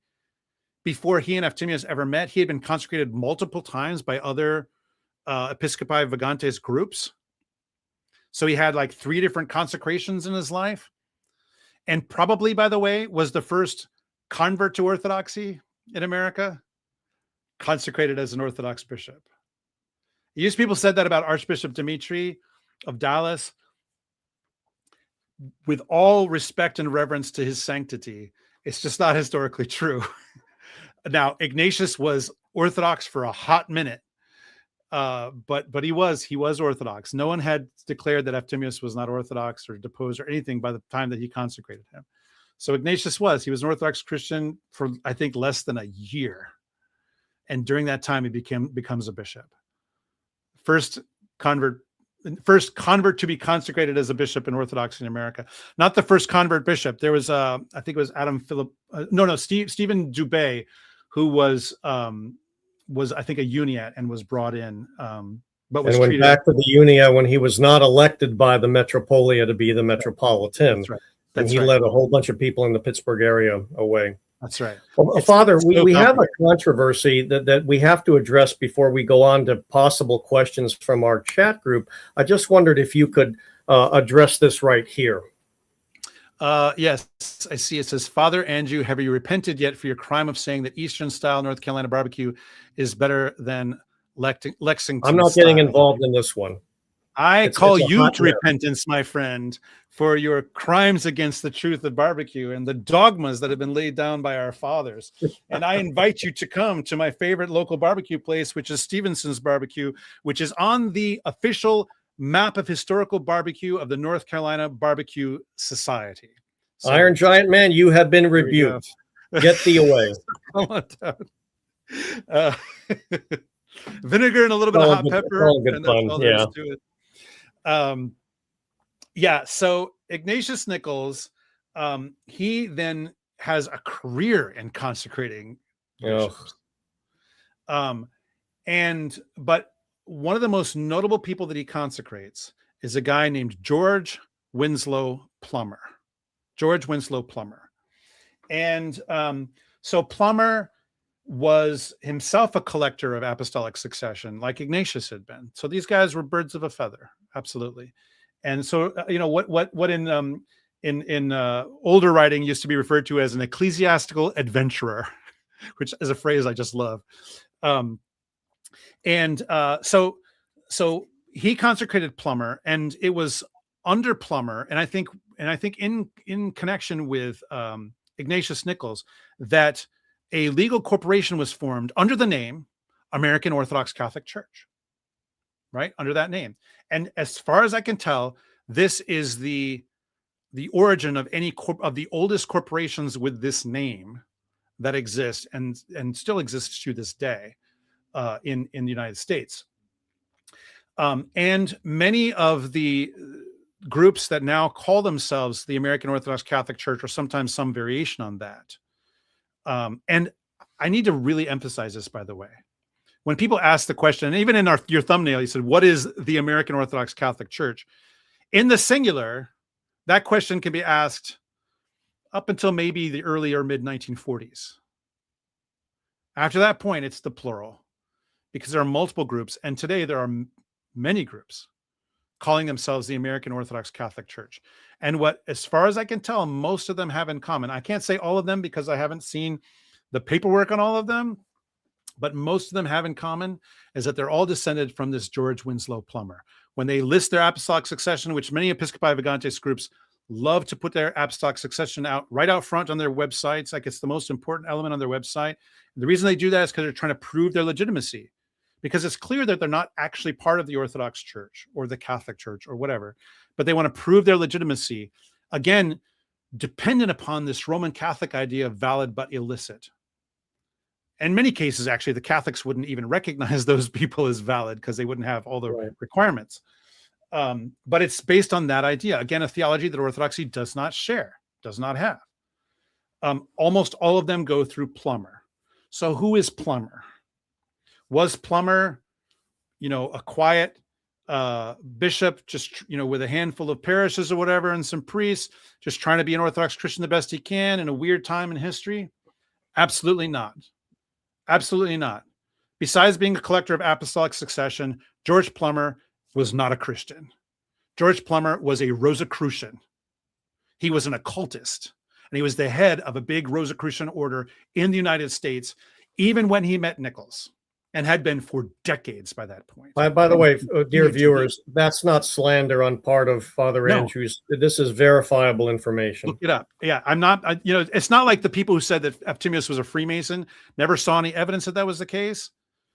If you look up, and this is true, not that Wikipedia is the oracle of all truth or whatever, but if you look up the Wikipedia article on George Winslow Plummer and you look at the sources or whatever, or just look up anything about this man, you will see he was a Rosicrucian. This man was an occultist. He was acquiring apostolic succession for himself as part of his bag of spiritual tricks, if I may put it that way. Obviously, that's a cynical way to put it, but that's my take. And so, by this point in the 1940s, there is nothing that actually exists that is an actual church descended from Eftimius. At best, you might have a bishop who claims that he is descended from Eftimius through one of these guys, at best. But that does not constitute a church. It absolutely does not. One could ask, well, what about, what if out there's some group that, that wants to become Orthodox? Well, this actually happens in history. Okay, so another of the men that Ignatius Nichols consecrates was a guy named Alexander Tyler Turner. So Turner was he served as one of Ignatius Nichols's priests, and then Ignatius consecrates him as a bishop. And Turner is the head of a number of Western Rite, independent, quote unquote, Orthodox churches. And they start something called the Society of Clerks Secular of St. Basil. Now, secular in this context does not mean secular like secularism now. It just means non-monastic, because it's a Latin term. Okay, so he starts this group, and then when Ignatius kind of goes off the deep end, Turner, he now has this group of these Western Rite clergy and parishes, and he's their bishop, completely independent. He strikes up a friendship with an early convert to Orthodoxy in the Antiochian Archdiocese named Father Paul Schnierle. Did you ever meet Father Paul? I went to St. Mary's in Brooklyn. My wife and I were members there for the first 2 years of our marriage. Okay, so you met Father Paul, you knew Father Paul. Oh, yeah. So St. Mary's in Brooklyn, by the way, to kind of connect us back to the earlier part of our story, St. Mary's in Brooklyn was founded by not St. Raphael, not Eftimius Ofiesh, Hermanos Shahadi. It was the rival cathedral in Brooklyn at the time. Now all these parishes are part of the Antiochian Archdiocese. They're simply part of the Archdiocese. So Turner becomes friends with Father Paul Schnierle. I found out about this story and learned about it because I had a phone interview with Father Paul not too many years before he died. He was one of these men that I wish we could have just downloaded his brain, because his knowledge of the history of Orthodoxy in America was it was amazing. Immense. He was a legend. Father Paul was an absolute legend. And so they became friends. And Father Paul, at some point in their friendship, said to Turner, "You need to become really Orthodox, buddy. You need to become Orthodox. Come into our archdiocese." This is under Metropolitan Anthony Bashir now, okay? This is in the 1960s, 50s, 60s. And eventually Turner says, "You know what? You're right. You're right." And so he leads multiple communities into the Antiochian Archdiocese. They're chrismated.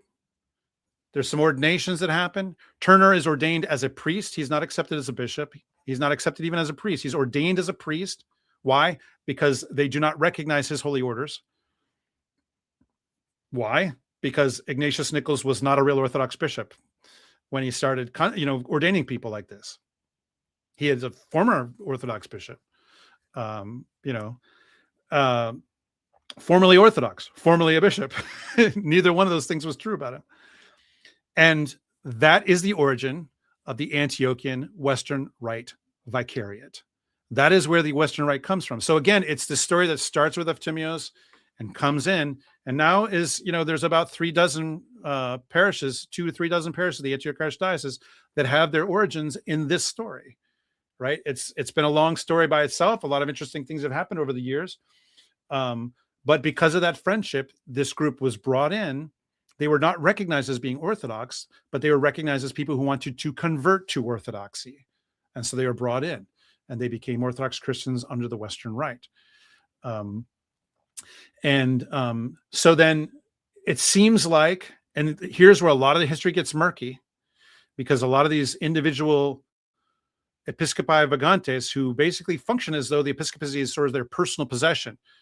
They're not actually the head of churches with communities. In fact, some of them, there are more bishops. This is true. There are more bishops in this group or that group than there are lay people. Not just more bishops than priests or more bishops than deacons, more bishops than lay people. Right? Anyway, it seems that the corporation that was started by Plummer, the Rosicrucian, and Ignatius Nichols, that continues on. At some point, one of these groups, calling themselves the American Orthodox Catholic Church, that I got in touch with one of their clergy when I was writing my thesis 20 years ago now. And I just said, "Tell me your history, explain to me." And unfortunately, the email exchange was kind of testy and adversarial on their part, because I think that they believed I was questioning their legitimacy. Of course, I questioned their legitimacy, but I was just trying to figure out information about them. That's not what I raised with in the exchange. But in any event, I could also see that this priest I was talking to, he really wanted to prove that they were legitimate. So he was answering my questions, even though it was kind of like a hostile witness situation. And I said to him, I was like, "Look, I know about Efthymios, I know about, Nichols, I know about Plummer, but then your group seems to emerge like, in the 1990s, and there's like this, 30, 40, 50-year gap. What's going on in all those years? Like, can you tell me, how it is that you are the same church? Because you say that you're the same church." Again, there's multiple groups out there that all say that they're the same church, right? So that's why when I talk publicly about the American Orthodox Catholic Church, I'm not talking about any one of these groups, whom I may not know anything about, but I do know there's a lot of them. They can sort about among themselves as to who the real American Orthodox Catholic Church is. I leave that to them.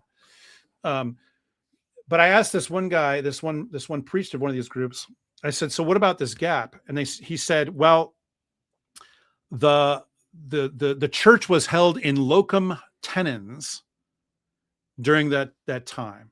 By who? Yeah, that was the question next I asked him. So someone may not know what's a locum tenens. So locum tenens is a technical term in ecclesiology for if a bishop dies or retires or leaves his deposed, whatever. Anyway, you've got a bishop without a diocese without a bishop. You have another bishop who has a diocese. He is given temporary care for that widowed diocese, as it's called, until such time as a bishop can be elected to take over that diocese. And then he hands over that care to the new bishop. That's what a locum tenens is. It's a bishop who has an existing diocese. So I asked him, well, who's the locum tenens? What's the big mystery here? And finally he said, the locum tenens, I couldn't believe this when I heard it, but I read it. Really, email. The locum tenens was Miriam Naomi Ofiesh, Eftimius's widow. And hey, who better to keep the family business going? Come on. I mean, and I was like, I was just dumbfounded, like, what? It took multiple emails for me to get that out of this guy, by the way. I asked him over and over, well, who's the locum tenens? I'm trying to understand your history. Explain this to me. Finally, he said this. The best that I can, this is my reconstruction of what might have happened. Obviously, no one ever ordained her as a bishop, which is a ridiculous thing from the Orthodox point of view anyway. It's just not even possible. I think what might have happened is somehow she had gotten hold of like a trademark or maybe a corporation or something.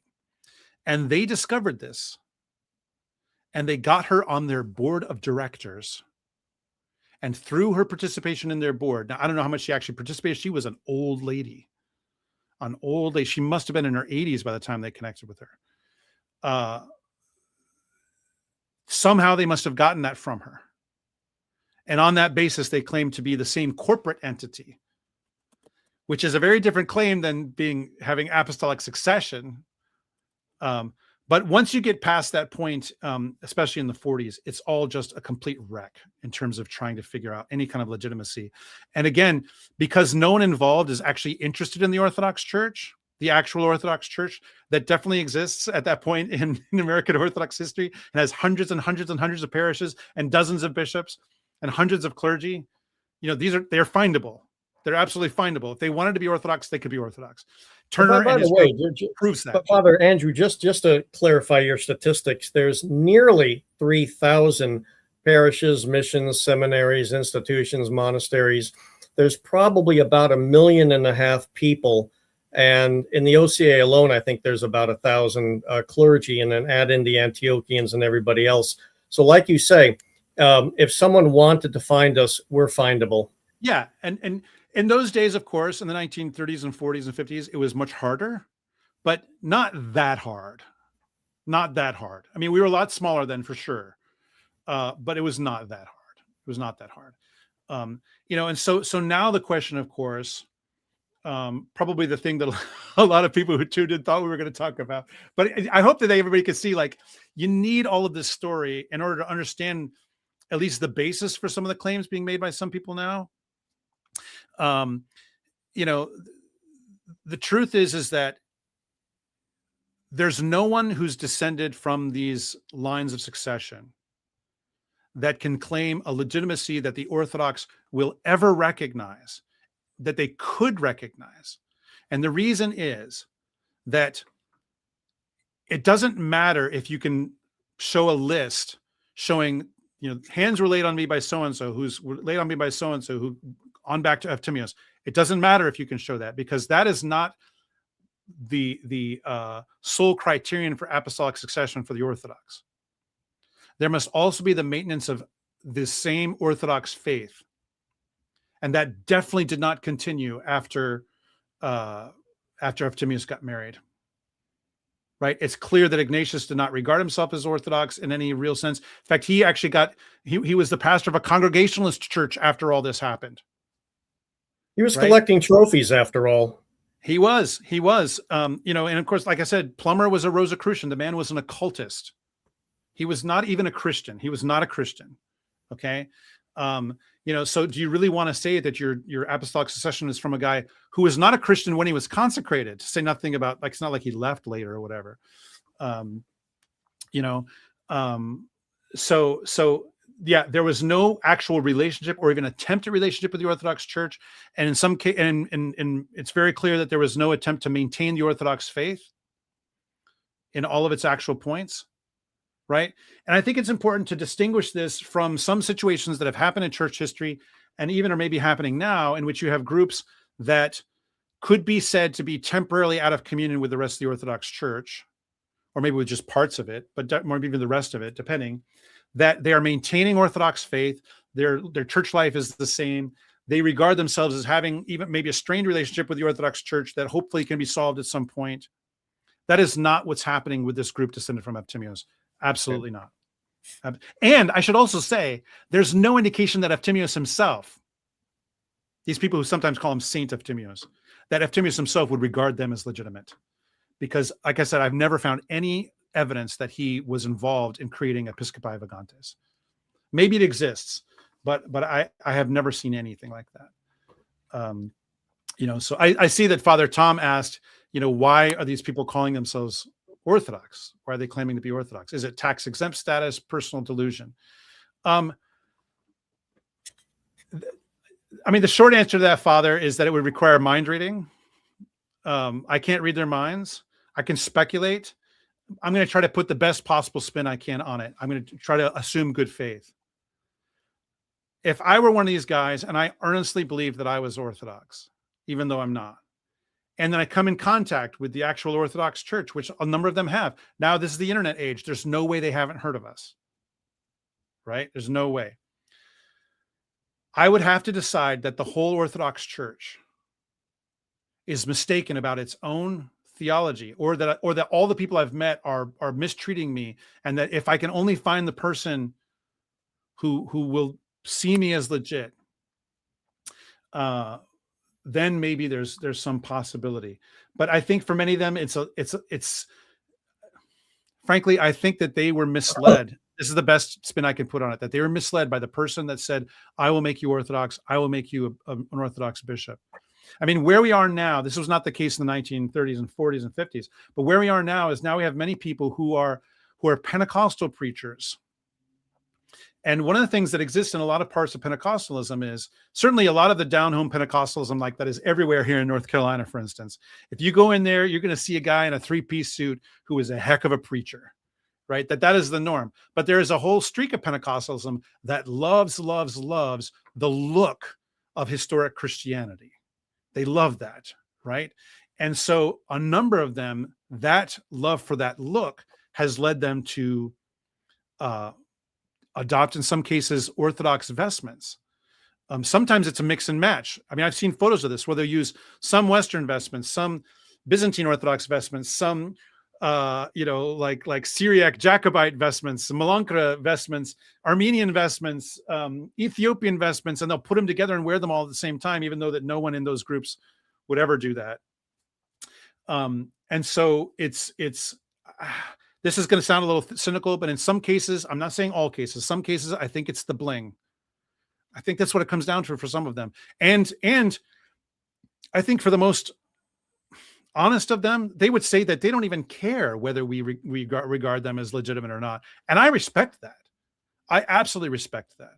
But if someone wants legitimacy from the Orthodox Church, that's in any of these groups, especially anyone who's basically saying that they go, from Efthymios Ofiesh, there's the door that they need to walk through is the door that any Baptist, any Roman Catholic, any Lutheran will need to walk through. We may be able to recognize their baptism as Christian, it's up to the bishop's policy, maybe, and they could be chrismated. They may need to be baptized, but we're not able to recognize them as Orthodox bishops or clergy or whatever. It's just not possible because there's no. How is Father, what you say?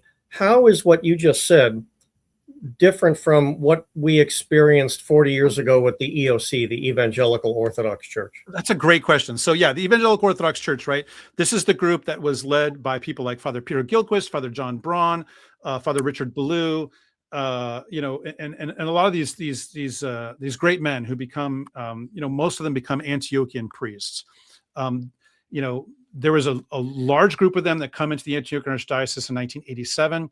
A smaller group a few years later becomes part of the OCA. A lot of people don't know that, but that happened as well. And then there's still a small group out there that remained independent. Actually, there are still EOC churches that still exist. Not a lot. It's not like a lot. Four or five, I think, in the United States. There's like one in Sweden or Germany or someplace like that. Yeah, there's a handful. There's a handful that were not originally part of the EOC, but then connected themselves to it later. Yeah. So the difference here is, if you read the story as Father Peter Gilquist tells it in his book, Becoming Orthodox, or you read other sources, because now there's some other sources about the EOC as well. If you read any of that stuff, or you talk to people who are involved in that movement, because a number of them are still alive, and a number of their sons now are priests, particularly in the Antiochian Archdiocese. And there's a lot of people who are definitely, 1987 was not even 40 years ago. So there's a lot of people still living from that period, and even who went through the whole journey with them in the 1970s, when they formed what was called the New Covenant Apostolic Order. Right. It was only later in their history that they took this name, Evangelical Orthodox, which, by the way, that name was not original to them. There was a group in the 1940s calling themselves the Evangelical Orthodox Church. They do not exist anymore. Wow. But I don't know that. I don't know that the later group that became Antiochian and OCA, that they were even aware of that. I don't think that they were.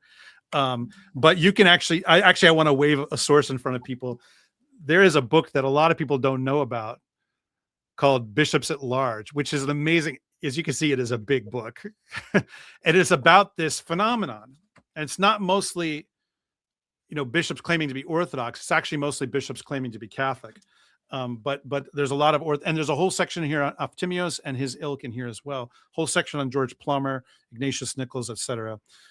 Really worth getting a copy of if you're interested in this topic. But anyway, so the group that becomes the Evangelical Orthodox Church, they were ministers in intervarsity, and Campus Crusade for Christ, right? So they were parachurch, low church evangelicals, a lot of Baptists, people with this kind of background. Okay. And I remember the first time I heard Father Peter Gilchrist preach, I was like, this man sounds like a Baptist, because, that's the style of preaching that he was raised with. The content was Orthodox, but the preaching sounded Baptist to me. And being a former Baptist myself, among other things, I really appreciated just the sound of that. It was, musical to my ears, actually, to hear him preach. And I don't know if people have ever met Father Peter Gilchrist. He was literally a giant of a man. I think he was like 6'6" or something like this. He was a huge, huge man. And his son, Father Peter John Gilchrist, who was an Antiochian priest in Indiana, also very tall as well. They never went and found themselves someone to give them apostolic succession, even under this Episcopi Vagantes definition of it. They never found that. They never did that. When they went and searched for the historic church, and they were reading the Apostolic Fathers and other church fathers and so forth, they decided that they needed to have churches headed up by bishops. They ordained each other. They laid hands on each other and said, okay, you're bishops now. They never got it from someone else. And which is a very kind of Baptist low church, like they weren't all Baptists, but it was a very low church evangelical thing to do, because that's how ordination worked. They didn't have a concept of apostolic succession, but they started, when they were reading the church fathers, they realized, wait a minute, apostolic succession is a thing. We need this. If we're going to really be historic Christians, if we're going to be an Orthodox church. And that's when they started actually having a relationship with the real Orthodox Church. They went in search of them. Which was a little rocky at first, as it says, as Father Peter tells the story. But when they came to the Orthodox Church, even with the title of bishop or whatever it might be, they had no sense that they were actually legitimately successors to the apostles. Correct. They didn't believe that about themselves. Yeah. And so the way what it happened, and again, this is just a historical fact, whatever you think of this, there were thousands of people chrismated within fairly short order, whole parishes of people being chrismated all at once, and their clergy all line up and they get ordained as Antiochian clergy.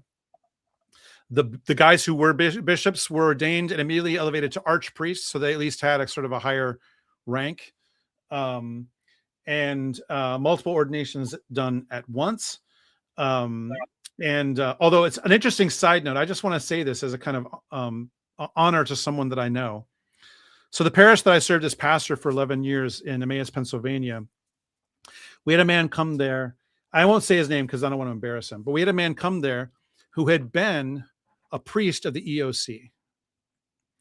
And when the whole parish that he was part of was becoming really Orthodox, becoming Antiochian Orthodox, and they basically said the clergy line up to get ordained, as Orthodox clergy. He said, my priesthood is done. And he did not get ordained as an Antiochian Orthodox priest. So he's an Orthodox layman. He still is now. He's elderly now. And some years down the line, and he's a very faithful member of the parish. Some years down the line, he came to me with this sort of briefcase. And he says, Father, I've had this all these years, and I don't really know what to do with it. Will you take it? And I was like, well, what is it? And so he opens it up in front of me. And inside is this beautiful blue earthenware set of a big chalice and a big plate that was his paten. This was his communion set from when he was an EOC priest. He said, can you take this? And I said, well, look, it's earthenware. And so that means that canonically I can't use it. Because earthenware can absorb, right? So we can't use that. We couldn't use that on the altar. And of course, it's basically like a big plate, because for them they were using matzah and breaking matzah as their bread for communion. Yeah. At first. Exactly. I said, but I will take this and I will treasure it and honor it. And it's on display here in my studio. Actually, I have it in another part of the studio. I have a little sort of museum that I have here of some interesting items. Yeah. And so, all of these elements, so many of these stories, they weave together. And obviously a lot of the threads come together to become Antiochian. As you probably noticed, a lot of this is Antiochian, but not all of it. This is feeding into so many other places in Orthodoxy in America. And in many ways, the way things shake out in the 1920s and 30s and early 40s provides the shape of Orthodoxy in America as we see it now. That's when most of the jurisdictions as we know them now were born. That's when a lot of the things that we think of as being sort of the character of Orthodoxy in America was born. And so in a lot of ways, when we cooperate between our churches, when we celebrate together across jurisdictions, when we have pan-Orthodox organizations, Ancient Faith Ministries, which I work for, which belongs to the Antiochian Archdiocese, but functions in a completely pan-Orthodox way. When we do all these things, in a very real sense, we are healing the wounds of Efthymios Ofiesh and a lot of the people that he was associated with in those days. And I'll just put this out there. If there's anyone listening or watching who belongs to one of these groups calling themselves the American Orthodox Catholic Church or the American Orthodox Church or the American Patriarchate or there's so many different names, or some other group, and you see Efthymios Ofiesh in your apostolic succession, or you don't. It comes from Rene Vallate or one of these other fellows. Rene Vallate's another one. Yeah. We want you in the Orthodox Church. We absolutely want you. But we also need to be clear that you have to walk through the door that we have. You have to walk through the door that we have. But we want you. We absolutely want you. And the fact that groups who either completely originated outside of Orthodoxy and came in, or groups that had wandered so far that they had to be brought in as though they had originated outside of Orthodoxy, or whatever it might be, Turner and his group, the Evangelical Orthodox, whatever. This is proof that the door is open. We want you here. Amen. It's going to take some humbling, probably some humility, but I mean that's what it means to become part of the body of Christ. So we want you. We want you. Absolutely, we want you. Don't get me wrong. Probably a lot of things I've said you might regard as being critical, but it's simply us trying to be as honest as possible with our history. And having researched this stuff myself, I can't believe otherwise. I can't believe otherwise. But yeah, like I said, the door is absolutely open. So please walk through it. We want you here. We absolutely do. Amen. Father Andrew, Stephen, Damick, thank you very much for your time today and for helping us unravel a Gordian knot, quite frankly, that's extremely complicated and confusing some of the faithful so far.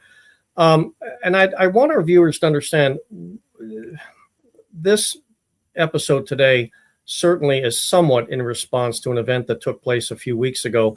We are not here to criticize that event. If any jurisdiction here in America is reaching out to groups that could be brought in a canonical way. May it be blessed. Absolutely, may it be blessed. But it has to be the canonical way. There can't be any other way, because we are Orthodox and we simply do not recognize other groups just because they call themselves Orthodox. Father, I'll give you the last word. Well, number one, ditto to all of that. And I also just want to say that, if you had told me a month ago that suddenly hundreds of people would be reading my MDiv thesis, I would have been like, what? But it's interesting to me, like in Efthymios's will, which he wrote just a few years before he died in, I think, 1963, he stipulated some very bitter stipulations. He said that he wanted no clergy of any kind to have anything to do with his body. He wanted no services. He said, do not inform family, do not inform friends. And as far as I know, it was carried out in the way that he asked. So there was no funeral for Efthymios Ofiesh. And I just want to say, if anyone happens to be traveling through Eastern Pennsylvania, especially Northeastern Pennsylvania, and you go through Wilkes-Barre, just down the street from St. Mary's Antiochian Church is the Antiochian, or they'll call it the Syrian Orthodox Cemetery. Right across the street from it, right near a path, actually, as I recall, I think it's called Maple Hill Cemetery. It's right next to it. Yeah. And that's where Efthymios and now his wife, in these two small, flat, rectangular headstones, where they're buried. And I just want to ask, if you're traveling through that area, as a favor to me, as a good thing to do, go and pray over the grave of Efthymios Ofiesh and his wife Miriam.